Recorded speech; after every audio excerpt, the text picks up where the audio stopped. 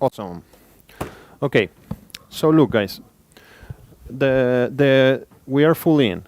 So before you guys go to write some music and stuff, let me tell you, I organized my thoughts a little bit better, and I have, I think, a good structure of here of how we can proceed. Okay, so don't go yet to write anything. Sorry for the bit of a mess today. I have to be honest with you, it's because I'm tired and I'm wrecked. So I promise to recover and to give you a better experience next week. So, but now we're stuck with me being tired and we have no options and no other thing we can do, so we have to sort it out. And I just thought I think about something really cool that we can do and that I think it would be useful. So let's start doing that. I want to describe to you the process of, engaging with a client for production.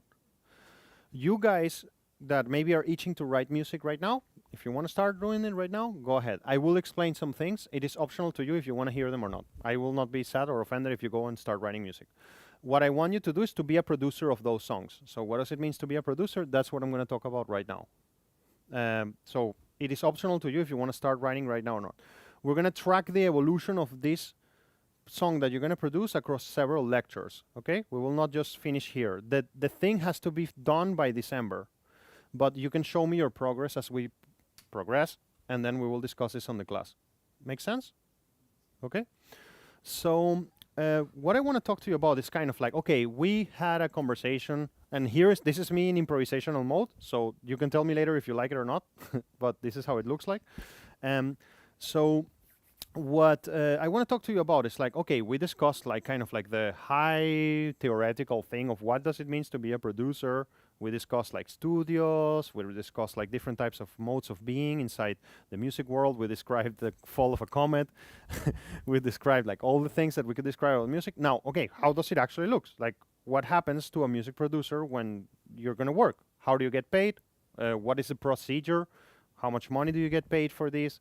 And not only how much money do you get paid for this, but what do you actually are supposed to do? Are you supposed to make a remix when a client sends you a song for production? What do you think?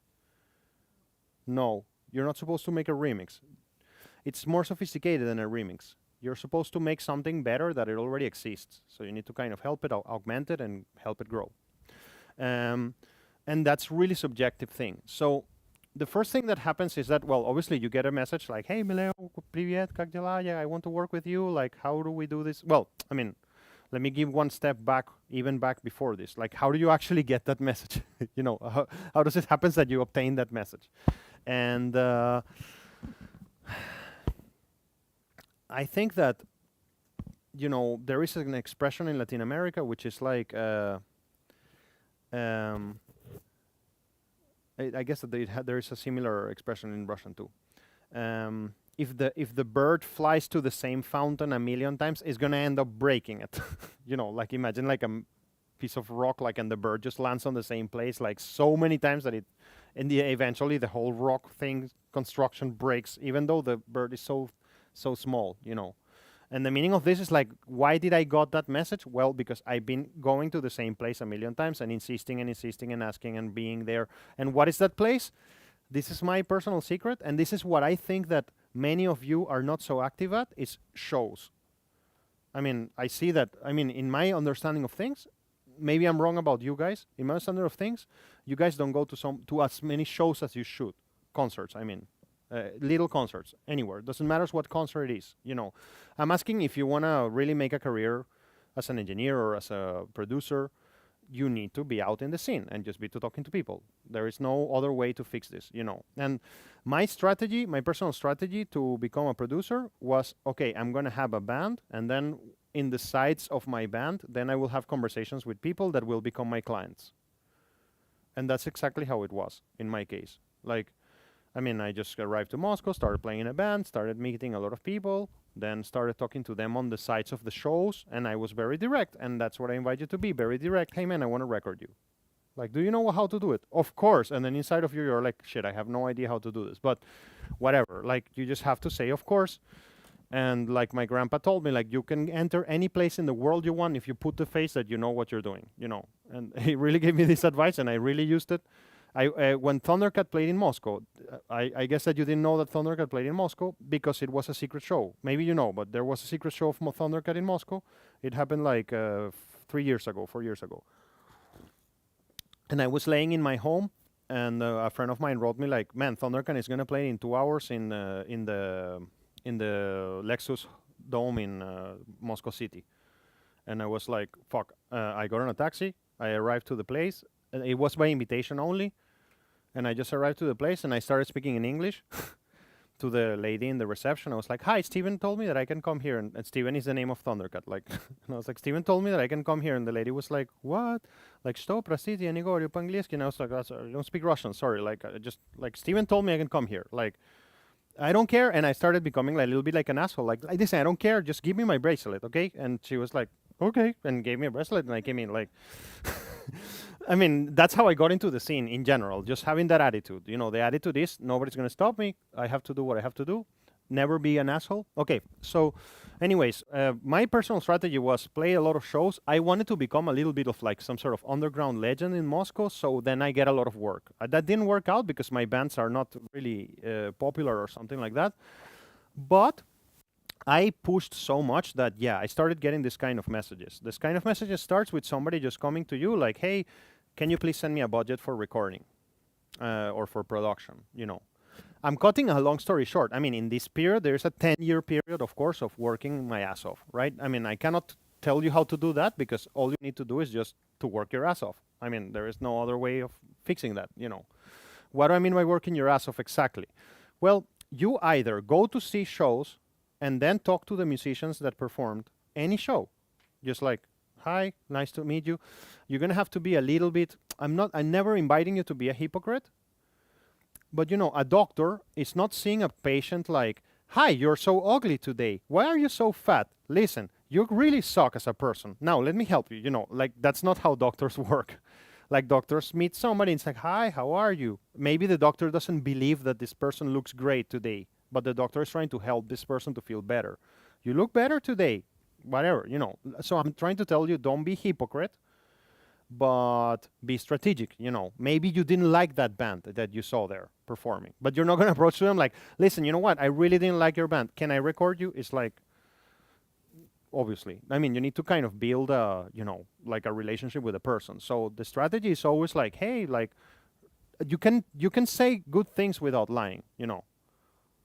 Yeah, like, for example, the word nice. Can you define to me the word nice? What does the word nice means? It's no, in English. It's in nice. It's nice. It's not really like awesome, right? It's not bad, but it's not awesome. I mean, if you say, "Oh, that's a nice shirt," you're not saying like, "Fuck, that's the best shirt in the world," right? "Hey, that was a really nice performance."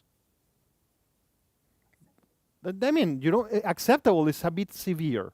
If you say acceptable, you're saying kind of like, you know, like, "Hey." So I mean, I think, acceptable.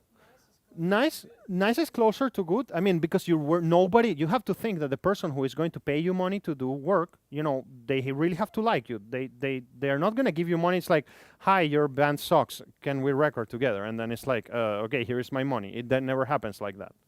So, I mean, in my case, it all started in a combination of factors. I made an investment of money to become an investor in DTH. So I had that advantage of having a bit of money.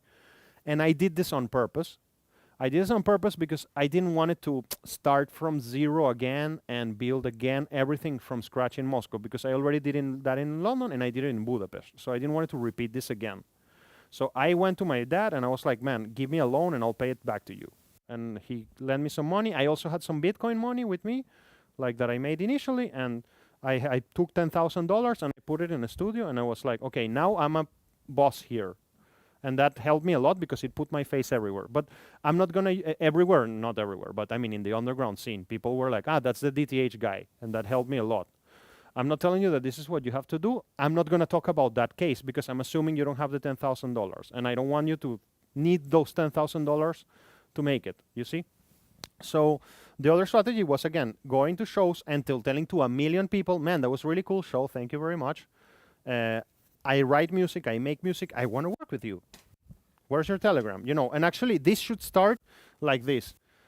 Yo, man, thanks for the show. I bought you a beer. You know, like that was really cool. I bought you a beer because I want to work with you. Like just always to the face, you know, no bullshit. Like no like hidden secret that later you're going to reveal. No, like listen, I bought you a beer because your band was really cool or was really nice. Let's say that we're in a situation that the band was not amazing, but you're desperate, or the project. I mean, it's an electronic music project, whatever. You're desperate for money, desperate for work. You don't want to work in a cafe. You want to become a producer. So this is the first step of building that, building your human relationships with transparency, honesty, and clarity, you know, and without bullshit, but also being nice. You see, being nice is a tricky word, you know, being nice, you know. And my wife and I, we don't like this word a lot. And, you know, in America, they use it a lot. And they use it more than what they should, I think. And my sister is always like, oh, that's such a nice thing. And my wife and I always see each other like, yeah, it's so nice. Like, whatever. So, okay.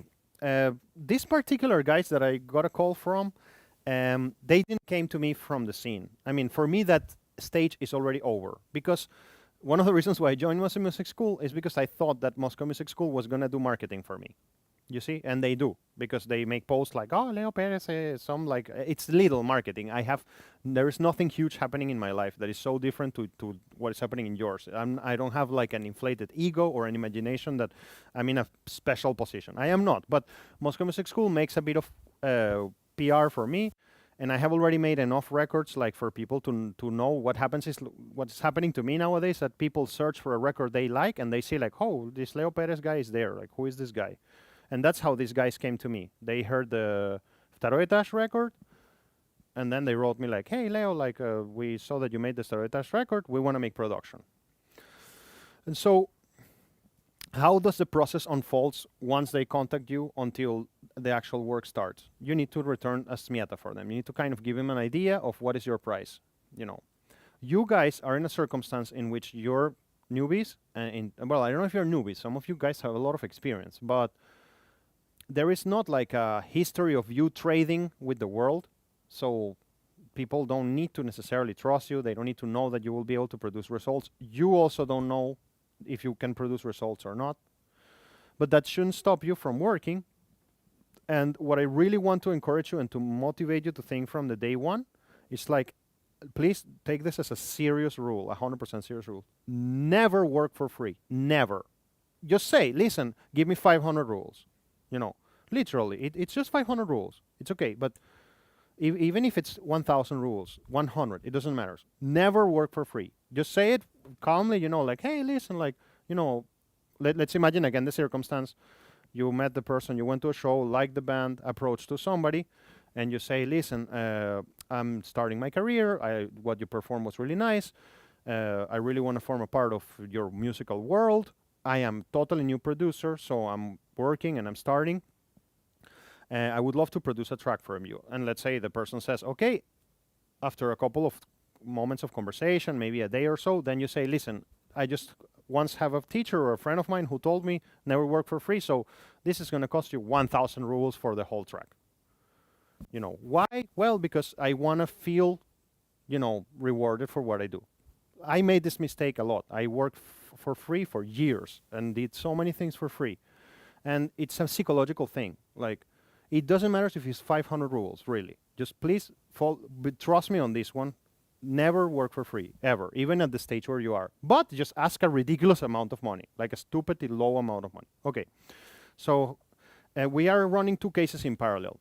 The case Leo, how Leo receives these phone calls nowadays, and the case you, how do you get these phone calls in the first place? So we discussed a little bit about this already, like going to the scene, saying nice things to people, buying beers to people, and developing social relationships. Obviously, you also need to be very relentless in social media.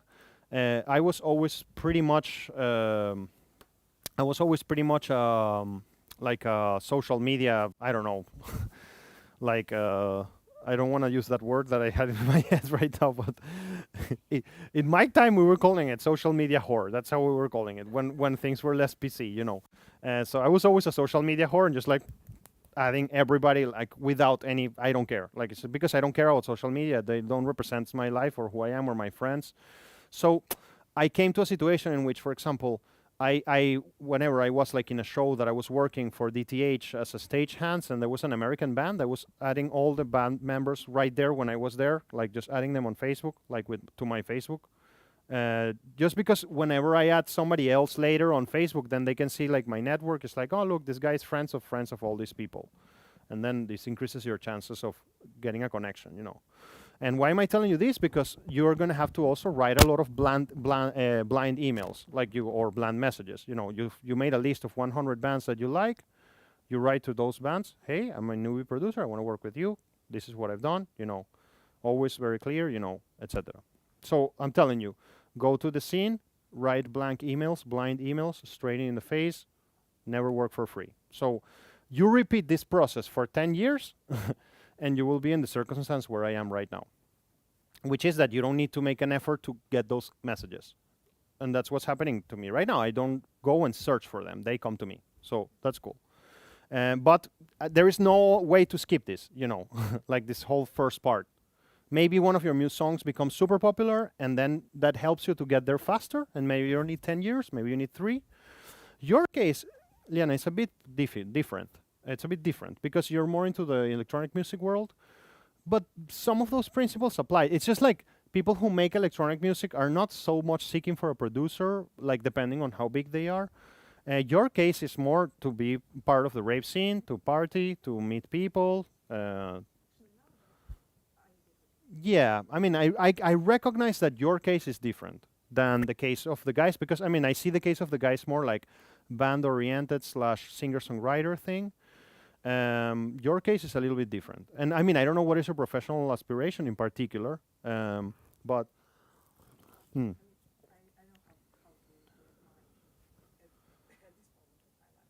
Brilliant. In music? I mean in music, yeah. I'm talking in music, like I'm talking here in music. But your case, I guess, like, I mean, I have not, I have... Yeah, I understand.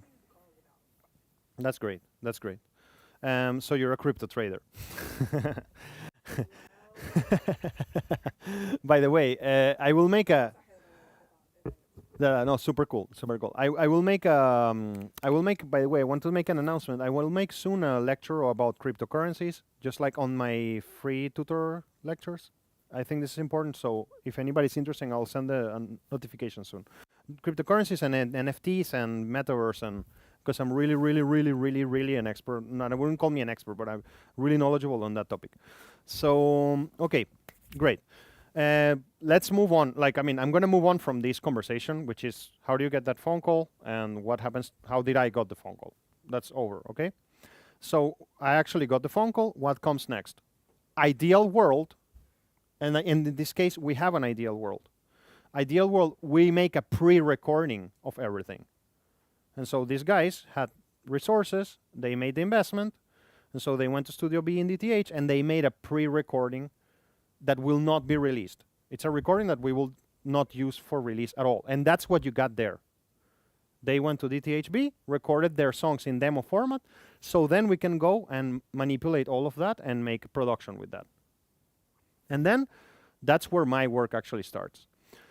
So about money and how was this priced in and how was the financial thing done? Most people charge per song, you know. And some work like this, like a work like this to produce one song, it's usually charged around 30,000 rubles per song, kind of. Like that's the usual price for this. I'm talking about the production only. I mean, that's no recording, no mixing, no mastering. It's just production. I was charging them depending on where we were working. Sometimes we were working here in this room. I was coming here on Sundays, like at 10 a.m. in the morning, and I had the band here, like a lecture, you know, and we were just making production here. And I was charging 1,750 rubles per hour on those sessions. So, I mean, kind of like working with the guys and crafting, and that's what we're going to see in a minute, like what we were doing. And if we were working in the studio, I was charging 2,500 rubles per hour. And we had, I think it was 10 sessions of 4 hours each. So it was 40 hours of production, around 2,000 rubles per hour. So it was kind of like 80K the whole production process only. And we just finished it. We finished it last Sunday. So, no, 4. We did 4 songs. Yeah, we did 4 songs. Now, I understand that some of the things that I'm talking to you about, like, I mean, our moments are very different. And I cannot tell you things that apply to me that you should do the same, because we're in different moments. It's kind of like when I hear mix with the masters, you know, these like super awesome mixing engineers. They're like, mixing a song is easy. You just put it in Pro Tools and it sounds great. And it's like, yeah, because the people who recorded this were recording in the best recording studio in the world with the best session musicians. And so many of those advices that you see in those mixing courses are useless to you because your sources are crap and their sources are not crap. So I understand that some of the things of my personal examples will not apply to you so much. But one of the things that I want to say is that when you do production, there is kind of like 2 types of production. When the musicians are terrible and when the musicians are great. When the musicians are terrible, you have to play all the instruments. And that's tough because, I mean, of course, you cannot be a great piano player, a great drummer, you can, but that's a rare case. And so this was a case where one of the band members was a super prolific musician. And so I put him to work a lot. And one of the other things I wanted to tell you is like when you participate with people, it's really important that you find a way to include them in the work that you're doing. Because they're going to feel included. They're going to feel part of it, and that's going to be really important. In London, I had a lecture called, I had a set of lectures in my university called Dealing with Musicians. It was literally, that was the call of the set of lectures. And one of the things I learned from there is like, you really need to find a way to get people involved in what you're doing. So for example, when I'm in the studio and I never let anybody touch anything. Like they cannot touch mics, they cannot touch cables. But like if I'm looking for something, I learned this from London. Like if I'm looking for something, I cannot find it. I activate everybody. Guys, listen, I cannot find this pair of headphones. Everybody help me. And everybody goes like, oh, okay, let me help the guy, you know. And they feel better. They're not sitting there like on the back there, not doing something. Always find, when you're collaborating with people, always find a task to give them. They will feel more comfortable and they would also trust you more. And obviously the point of trust is paramount here. But so, okay, in this production case, it turns out that one of the guys is really great musician and I got him to work a lot and he helped me a lot because he's a great piano player. So he could express ideas that I couldn't. So, all right, what's going to follow next is that I'm going to show you the demos that we did. Again, if you want to write music, go, but I guess that the whole thing is becoming a more interesting conversation. I hope, I don't know, it's your choice. I just don't want to be boring or crappy for you guys. So they sent me these songs and we heard them. So these are the demos. Let me start with, I guess, Okean. Okean was the best example that I have. So this is the demo they recorded in DTH, okay? Let me just turn it up. For those online, let me just open this with QuickTime, I guess. Or actually, let's see it in Pro Tools right away. Let me just open the project and load it there. Oh man, I had so many issues in the previous lecture. That's why I was also a bit like wrecked when you guys arrived. Like, yeah, I had to do this and activate. It was so weird. No. Ah, guys, I'm sorry. I just wanna. All I want is to open Pro Tools. Can I just do that? And I think it was a VPM issue.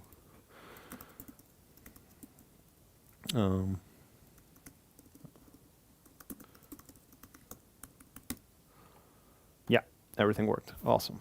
Awesome. In the previous lecture, I lost like 20 minutes of... Thank you for your patience. I lost like 20 minutes on this bullshit of Pro Tools. So...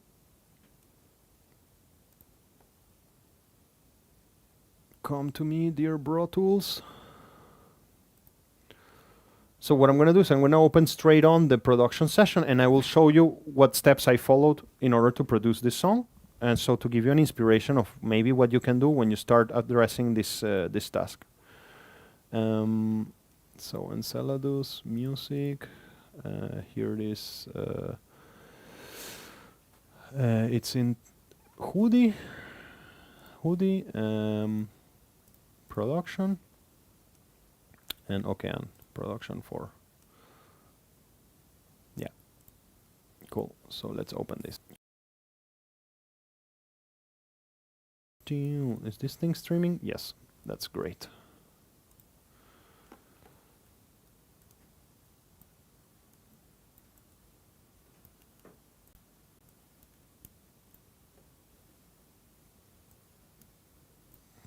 So let's also, in parallel, I'm going to, because I didn't have like some slides prepared or something, I'm gonna have been writing here like a set of algorithm, like a little algorithm of what am I following and what are we discussing.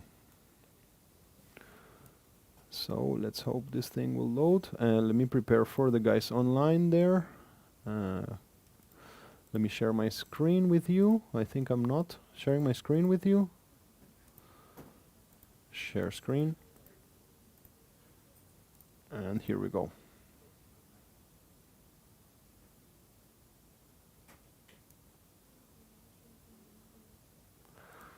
Yeah, I see. The whole thing is a bit collapsing.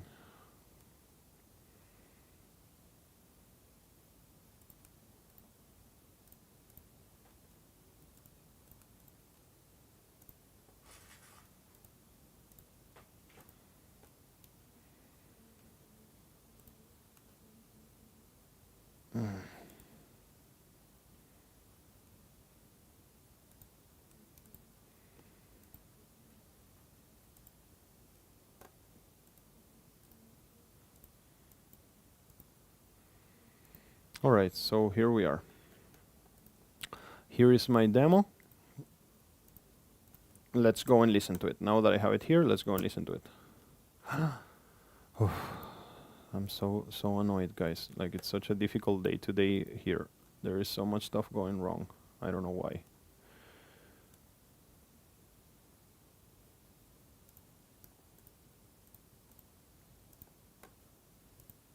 Can I please work? Please let me work. It's so frustrating. Let me increase the buffer size. Maybe that will help me. Great. Okay, great. So this is the song. Let's see if this thing lets me work. And this is what the guys recorded in Studio B. Great.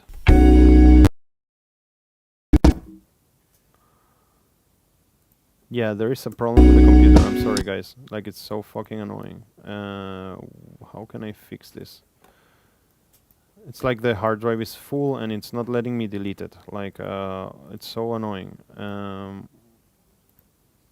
Desktop EQ tests. Move to trash. Can I please move to trash? Yeah.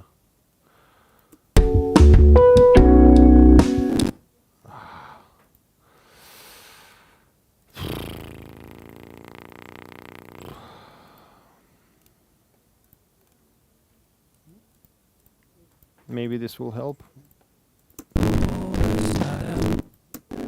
Seems like no. I'm gonna play the... Meanwhile, I'm gonna play the demo on the background. I can do that. Okay.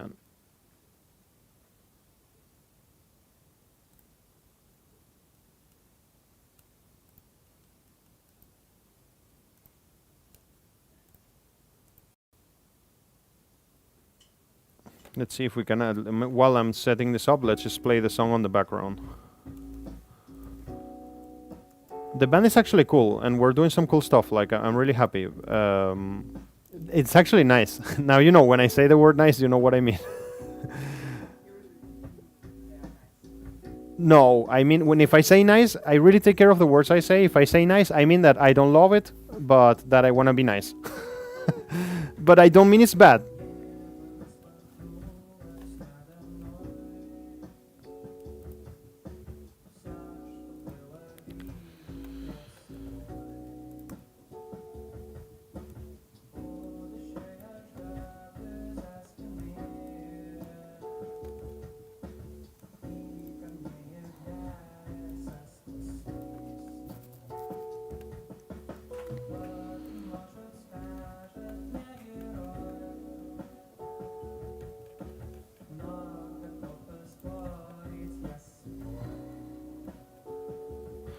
Okay, I really remember.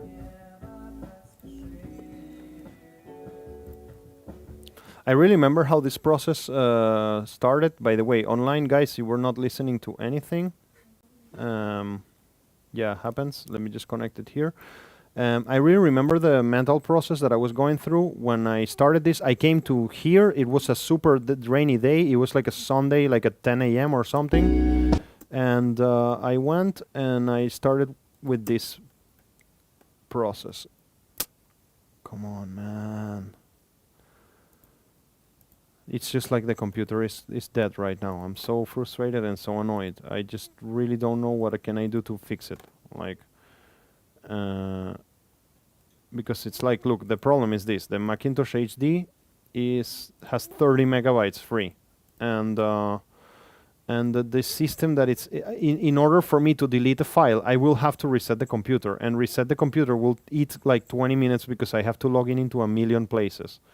That's why we are in this conundrum. Let me see if I can just try to free some space. Is there any recordings? Like, these are recordings of Zoom, maybe? Well, just 200 megabytes, that's nothing. Anyways, sorry guys, I'm really ashamed. This is terrible. Trigger samplings, SSD library. No, I cannot delete anything from here. Desktop, I already deleted. Do I have any space in the Macintosh HD now? Yeah, it's just happening because of that. 28 megabytes. Not useful. Users, shared. No, it's just like I really believe that I'm gonna have to reset the computer, unfortunately. Like, it's really frustrating, but he's not gonna delete any, like, this thing from 14th of May. Like, you see, if I empty trash, it's not gonna really empty it because of some program that is here. Like, if I go back to the Macintosh HD, if I go to the Macintosh HD, you see there's still 24 megabytes. Like, and this thing is really not gonna let me play, I'm sure. So it seems like I have no option but to reset the computer. Oh, wait, it's kind of playing.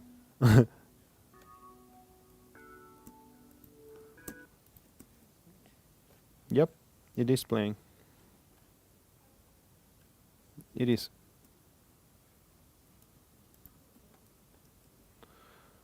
Great.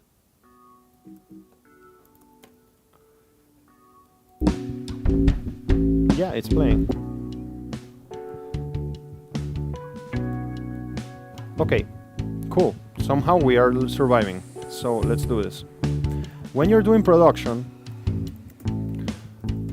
so I told these things in this lecture so far. Let's try to regain concentration and try to make it useful. Build your space in the scene, that's clear.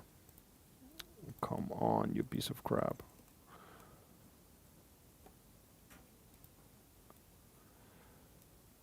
Hey guys online, can you please go to YouTube? Like, just go to YouTube. I'm gonna close the browser. That's really gonna help us. So I'm gonna write it here. Please go to YouTube. Like, if I close the browser, I think we will survive. YouTube link is working.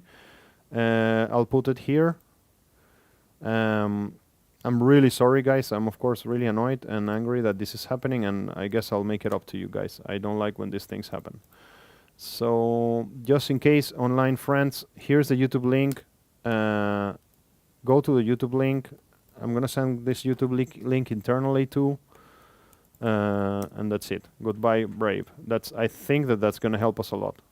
Let's try, because Brave eats this browser eats a lot of memory. If it doesn't work, well, then I failed, and this whole thing is a fail today. Super.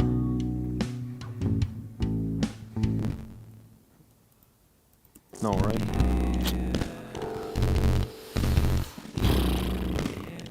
So should I reset the computer, guys?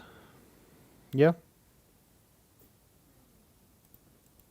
I guess, guys, I'll find a way to recover a little bit of this lecture, like find another time too, because I really don't take these things lightly. There's no way we can do this. So I'm gonna have to reset the computer. So goodbye stream, goodbye everything, this is a failure, and let's reset the computer. that's it. Let's just. I need to really importantly do this. Wait. Yes. So I don't know, guys. If you wanna have a cigarette or whatever, or get a coffee, do it, because I need to reset the computer, and this is gonna take some minutes.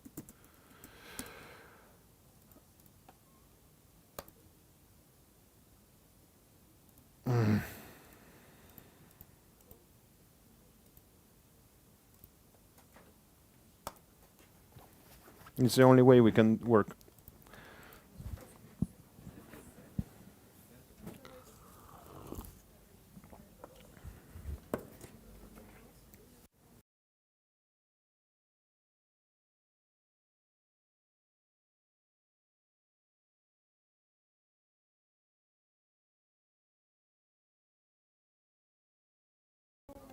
I'm all right. No, I'm angry. I don't like when this happens in my lectures.